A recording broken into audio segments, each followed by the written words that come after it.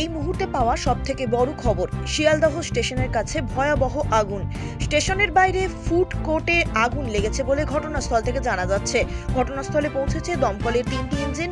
শনিবার, হ্যাঁ ঠিকই শুনছেন, আজ শনিবার বিকেলে 4টে নাগাদ শিয়ালদহ মেট্রো স্টেশন লাগোয়া ফুড কোর্টে আগুন লাগে। জানা যাচ্ছে মোমো বা রোলের দোকানে আগুন লেগেছে। নামি চাইনিজ রেস্তোরাঁর রান্নাঘর থেকে এই আগুনের ঘটনার সূত্রপাত এবং সেখান থেকেই ছড়িয়ে পড়েছে আগুন।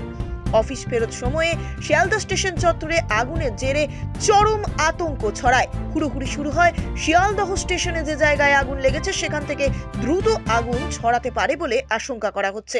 ফলে স্থানীয় ব্যবসায়ীদের মধ্যে অত্যন্ত আতঙ্ক ছড়িয়েছে। মনে করা হচ্ছে বড় টাকার লোকসান বা ক্ষতির সম্ভাবনা রয়েছে। দমকল কর্মীরা আগুন নিয়ন্ত্রণের চেষ্টা করছেন।